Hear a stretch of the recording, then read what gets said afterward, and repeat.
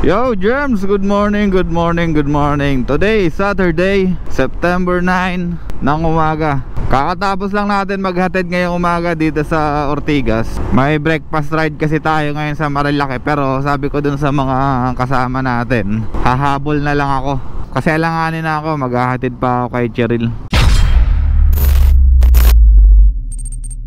Yo Germs, good morning, good morning. Today is Saturday, September 9 ng umaga. May rides tayo ngayon. Hinatid lang muna natin si Cheryl dito sa kanyang trabaho sa may Ortigas, para naman di na siya mahirapan mag-commute. Medyo traffic pa din kasi kahit Sabado. Kaya tayo, hahabol na lang tayo dun sa tropa. Nakapagsabi na rin naman na tayo na hahabol na lang tayo dun sa destination natin. Ang destination pala natin ngayong umaga ay sa may El Pasio Razon sa Marilaki. So doon tayo pupunta. Breakfast ride lang naman to. Medyo maikling biyahe lang naman. For the meantime, i-share ko sa inyo yung naging karanasan natin nung kumuha tayo ng professional driver's license sa LTO Taytay. Year 2012 kasi kumuha ako ng lisensya. So naka non-professional yung driver's license classification natin. Kung napansin nyo ng mga nakarang araw, yung mga vlog natin or mga video natin, diba, pumunta tayo ng Joyride, nag-process tayo para maging isang MC taxi. Tapos sa Grab naman, sa Grab car naman, nag-process din tayo para magkaroon tayo ng account sa Grab car. Ngayon, isa sa requirements ng mga ganong klaseng profession ay dapat naka professional driver's license classification tayo. Kaya yun yung ginawa natin nung nakaraang buwan pa, before August, mga last week July yata yun. Ayun yung ginawa natin.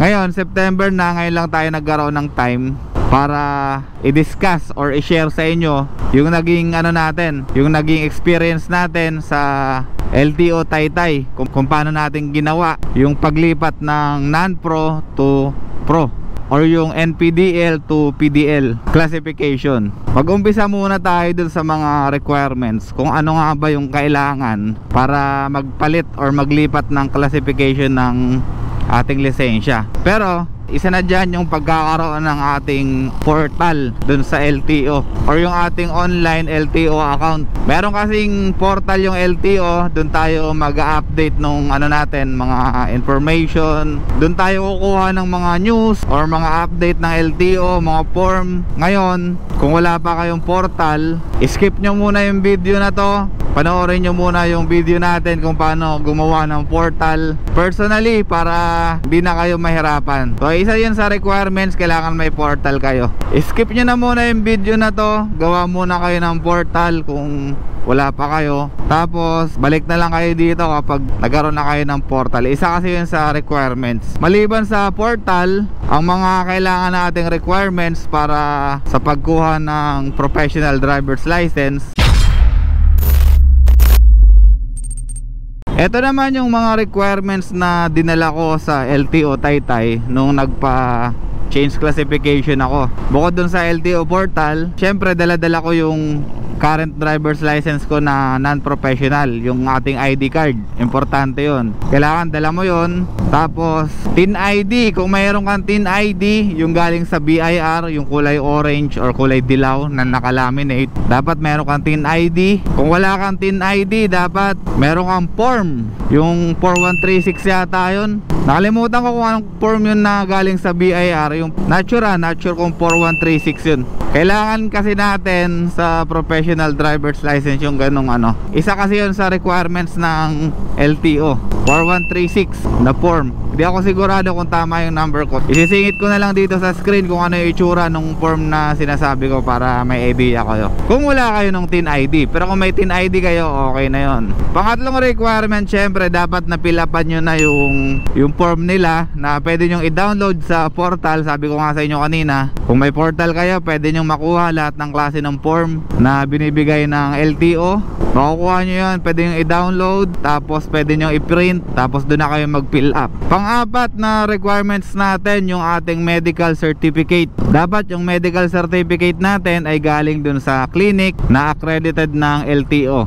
Ang medical certificate kasi natin, meron niyang parang serial number. kung nakakuha na kayo ng ganun dati, maintindihan nyo yung sinasabi ko. Hindi ko lang na photocopy or na picturean man lang yung medical certificate ko na nakuha ko dito sa may Robinson Big Art, dito sa may junction. Doon merong clinic dyan na accredited ng LTO, kasi yung clinic na yon may katabi rin siya na LTO na parang satellite office, yung pwede ka lang mag-renew. Sa mga mall, almost magkatabi naman lagi yan, yung LTO tsaka yung clinic. Yung drug test hindi na natin kailangan, wala nang drug test na kailangan, hindi na yun required ng LTO. So medical certificate lang, yan yung test dun sa ating eyesight or dun sa ating vision, kung ano yung kakayanan ng mata natin, tinetest yan. Tapos nung kumuha ako nun, nakalagay sa note na for change of classification ng ating driver's license, kailangan din naka-specify kung saan gagamitin yung ating medical certificate. So yun yung pang-apat na requirements na kinuha natin.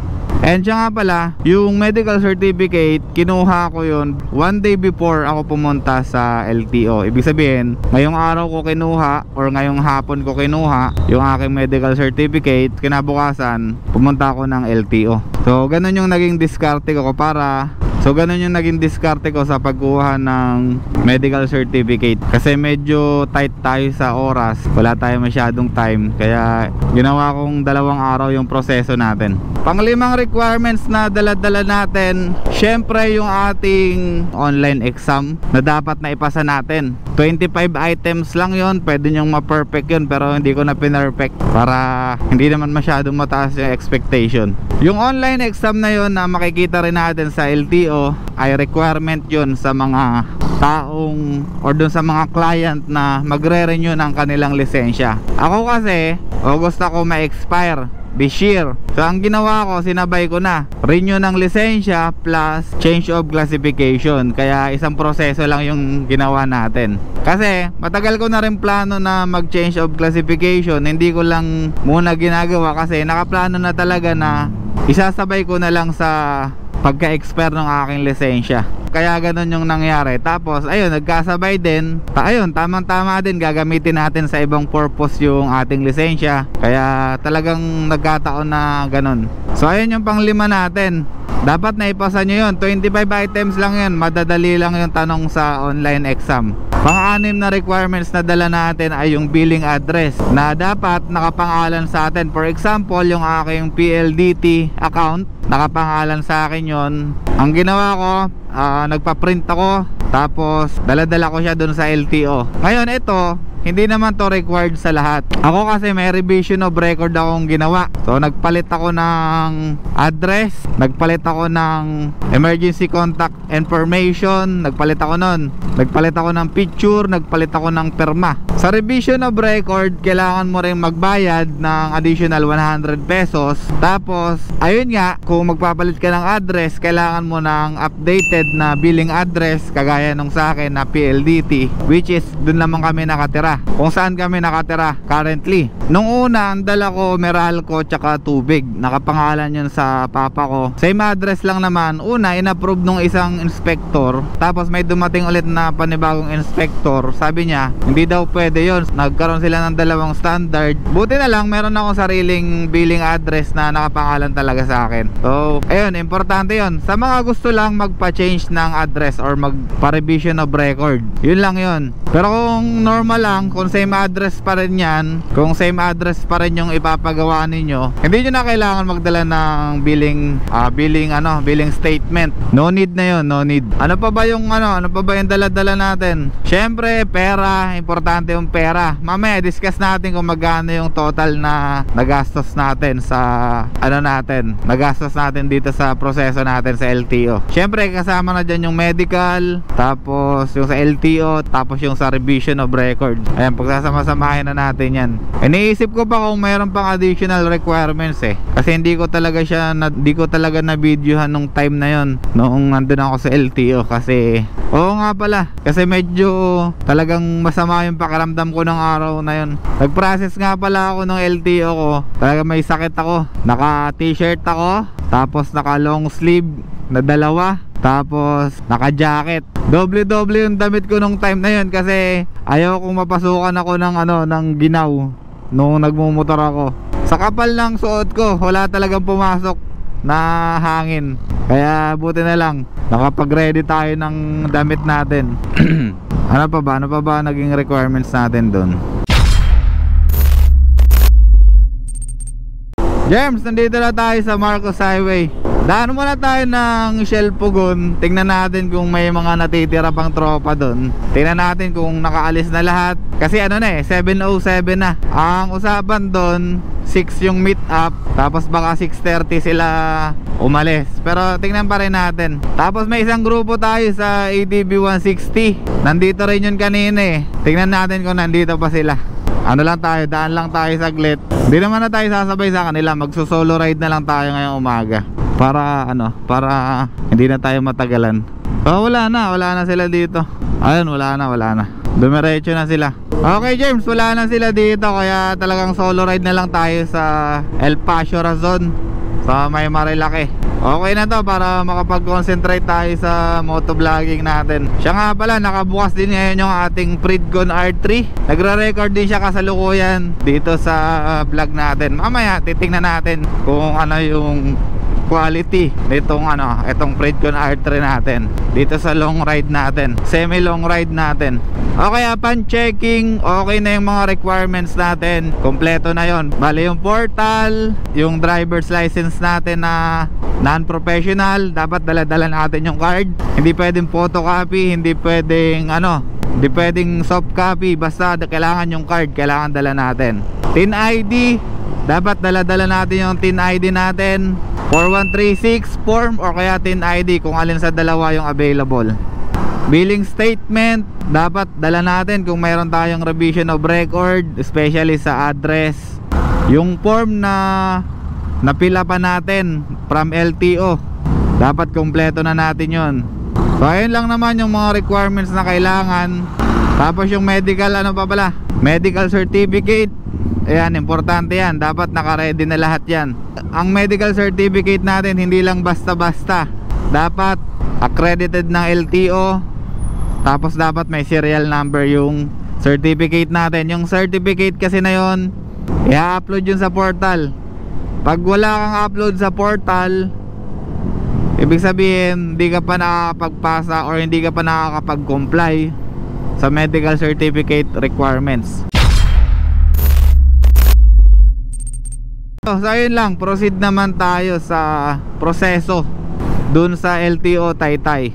Siya nga pala, sa mga hindi pa nakakapunta sa LTO Taytay, kung mga taga Rizal kayo, Pasig dito sa malapit sa Rizal banda, pwede nyong dayuhin or pwede nyong pasyalan yung LTO Taytay.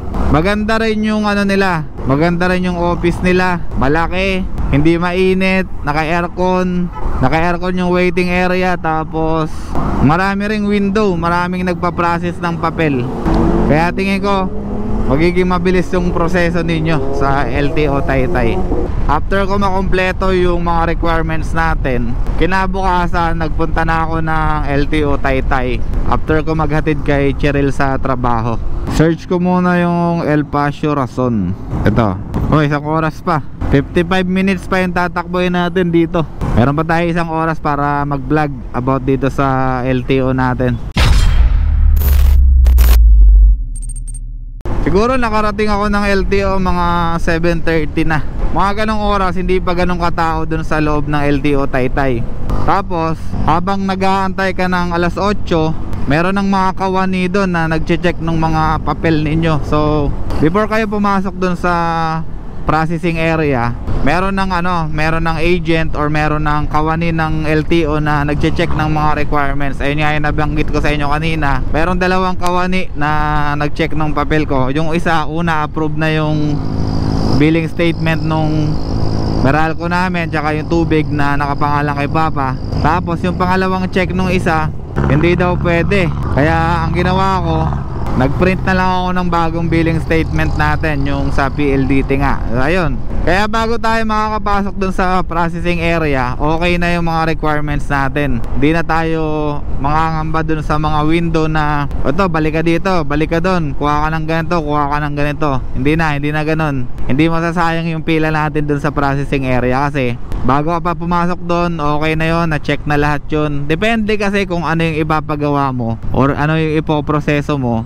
Tatanungin nila yon para yung mga requirements na kailangan mo nandun na. Hindi ka na pabalik-balik or hindi ka na paikot-ikot kung ano pa man yung gagawin mo. Kaya yun din yung isa sa kagandahan doon sa LTO Taytay. Kapag nasa loob naman na tayo ng processing area, antay na lang tayo ng pangalan natin kasi yung mga papel natin nandun na sa loob.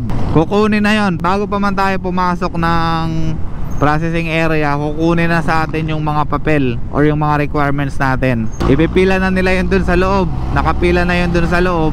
Aantayin na lang natin tawagin yung pangalan natin. Ngayon ang diskarte doon para malaman mo kung malapit ka na or malayo pa. Yung magpapasa ka pa lang ng papel mo, dapat alam mo yung sinusundan mo or dapat kilala mo yung mga damit ng mga taong sinusundan mo or mga magkakadikit kayo ng papel. Para alam mo na ito na, malapit na ako tawagin kasi natawag na tong mga nasa unahan ko eh. Mga ganon diskarte. Kasi hindi mo alam kung kailan ka tatawagin. Alam nyo kung bakit? Sa loob ng LTO na yon, ang mga pinoproseso doon, rehistro, lisensya, bagong lisensya, renewal ng lisensya. Ang daming pinoproseso doon. Isa pa doon yung kagaya ko sa change of classification. Madaming klaseng proseso doon. Ngayon, kung renewal lang naman ang kailangan nyo, wag na kayo pumunta dun sa LTO Taytay. Pumunta na lang kayo sa mga satellite office, sa mga mall, mga Robinson, meron niyang mga ganyan. So ganun lang yung proseso dun. Aantay-antayin mo lang na tawagin ka. Una, tatawagin yung pangalan mo para magbayad ka nung application fee na 100. Pag natawag yung pangalan mo, tatayo ka, kukunin mo yung papel mo, pupunta ka sa cashier, bayad ka ng 100 for application fee ang tawag doon. 100 pesos yun. Pagkatapos mo magbayad, kunin mo yung resibo, kukunin nila ulit yung form mo or yung requirements mo. Antay ka na naman ng panibagong cycle kasi ipoproseso na yun kung ano yung application na ginawa mo. For example, change of classification ng driver's license, NPDL or non-professional driver's license to PDL, professional driver's license. So yan, tatawagin ka na lang ulit nun kung mayroong clarification, tapos mayroong confirmation na kailangan dun sa form mo.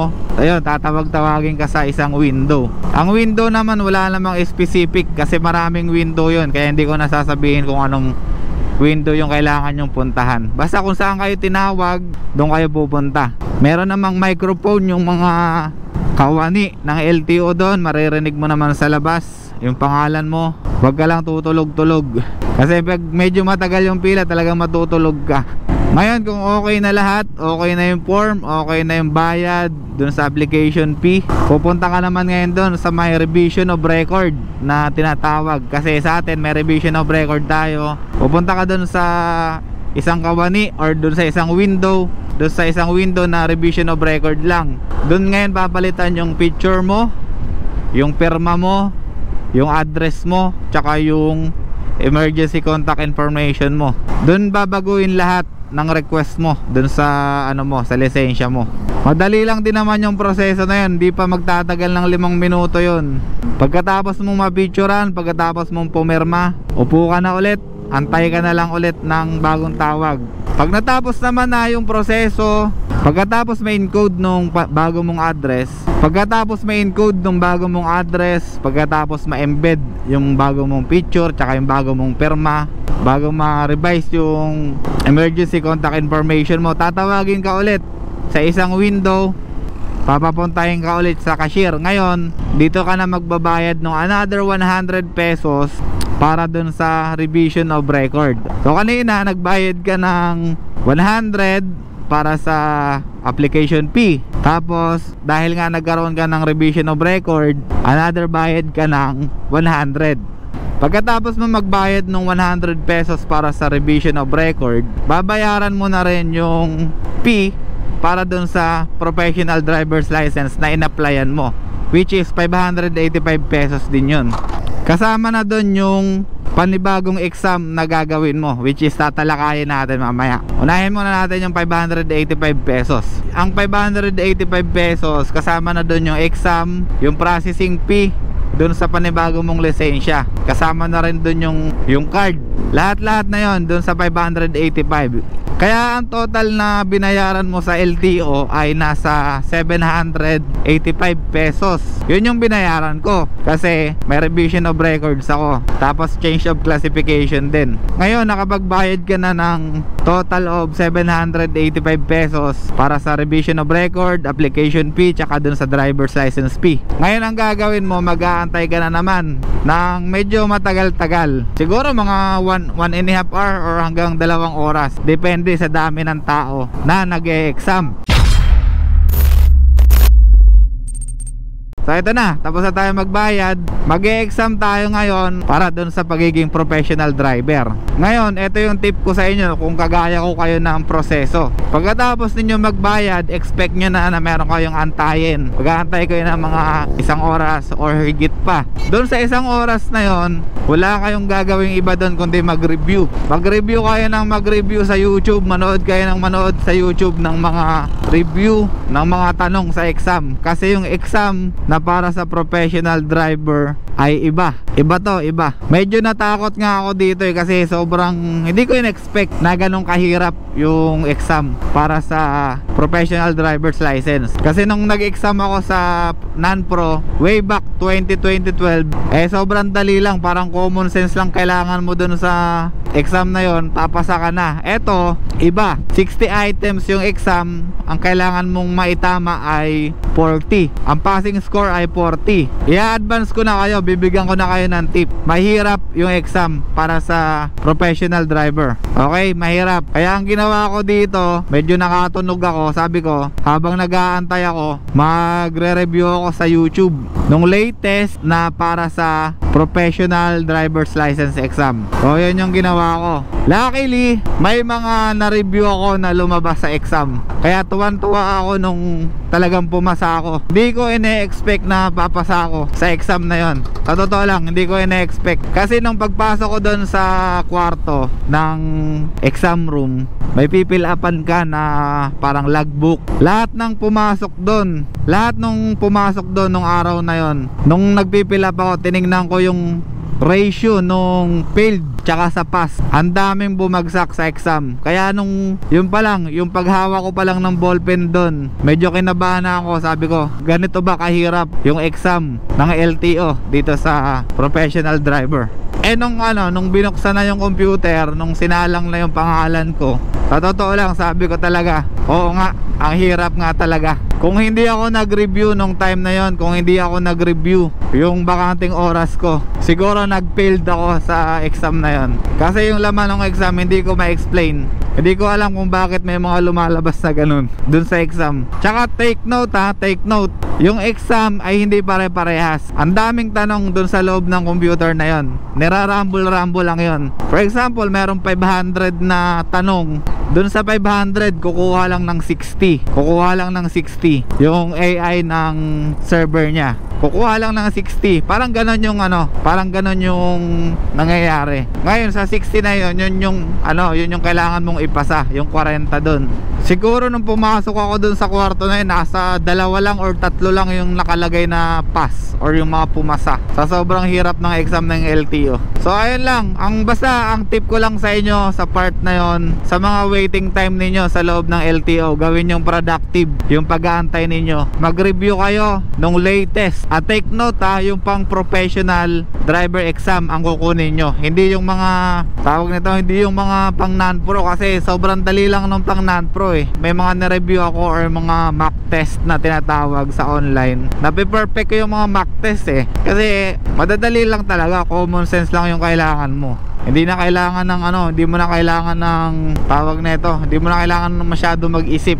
Madali lang eh. Pero yung sa professional, sobrang hirap talaga, sa totoo lang. Kaya yun talaga ang may bibigay kong tip sa inyo na siguradong makakatulong sa inyo kung paano kayo papasa dun sa exam ng LTO. Tapos pag bumagsak ka nga pala sa exam na yon, 1 week ang aantayin mo bago ka makapag-retake ng exam sa LTO. Kung anong araw ka pumunta, ganong araw ka rin babalik next week. Yun yung yun yung rules nila kapag bumagsak ka. Tinanong ko yun kasi talagang talagang pakiramdam ko babagsak ako sa exam. Pero swerte lang talaga, swerte na ipasa ko yung exam. Alam nyo kung nakailan ako doon? Hindi ko inaasahan, naka 50 ako doon.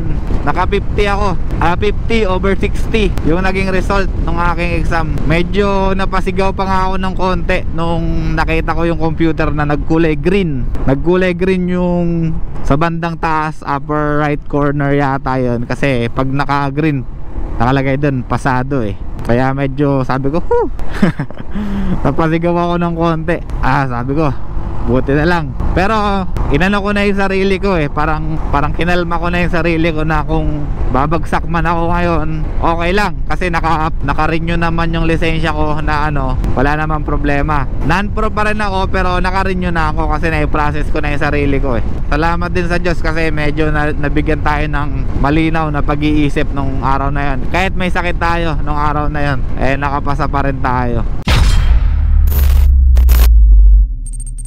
So after natin maipasa ang exam, another waiting na naman tayo. Pero ito hindi na to gaano katagal kasi kompleto mo na yung proseso na nakapagbayad ka na sa cashier, nakapag-exam ka na, nakapag-revise ka na ng record, nakompleto mo na lahat ng proseso, naipasa mo na lahat, okay na. Ang gagawin mo na lang, waiting na lang siguro mga 20 to 30 minutes. Waiting na lang dun sa papel na lisensya.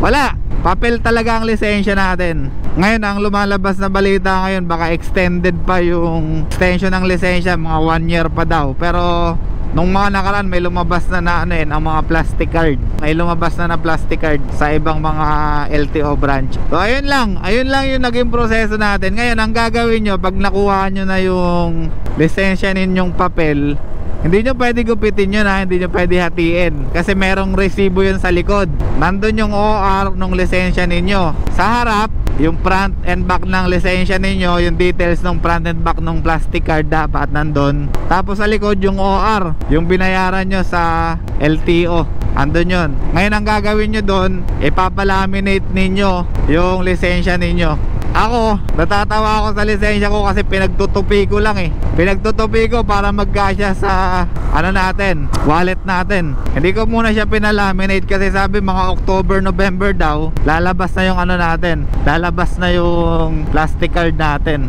So sana lumabas na para magkaroon na tayo ng plastic card. Medyo hassle din kasi sa mga checkpoint, pag bubunot-bunutin mo yung papel, minsan umuulan, nababasa, kaya talagang hassle yung papel. Hindi ko pa kasi siya napapalaminate, medyo madumi na nga yung lisensya natin. Pero ako, suggest ko sa inyo, ipalaminate nyo na kaagad yung lisensya ninyo para hindi na kayo magaya sa akin. Siya nga pala, habol ko lang, ang lisensya natin ay 10 years na. Depende kung meron kang demerit points na tinatawag. Makikita mo yung demerit points mo sa LTO portal, makikita mo yon. Yung demerit points kasi makukuha mo yon kapag meron kang mga violation na naka-record sa LTO. Ako thankfully wala akong record sa LTO, although meron akong huli nung nakaraan sa MMDA. Yung nakachinelas ako nung time na yun, nahuli ako ng LTO ng MMDA sa may Julia Vargas, pero hindi siya naka-record sa LTO. Nung chinek ko yung demerit points ko, hindi siya naka-record sa LTO, kaya nakakuha pa rin tayo ng 10 years na validity ng ating lisensya.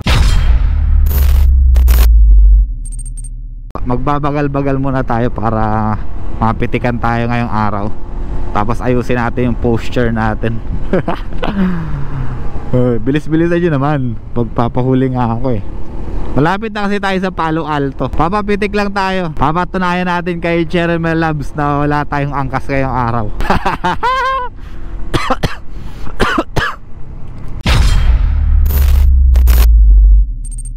Germs, ayun lang yung mai-share natin sa inyo ngayong umaga tungkol dun sa proseso natin ng ating driver's license sa LTO Taytay. Ulitin ko, ang ginawa natin ay change of classification NPDL to PDL or non-professional driver's license to professional driver's license, plus renewal na rin ang ating lisensya kasi pa-expire na yung lisensya natin nung pre-process natin yung natin, yung ating lisensya.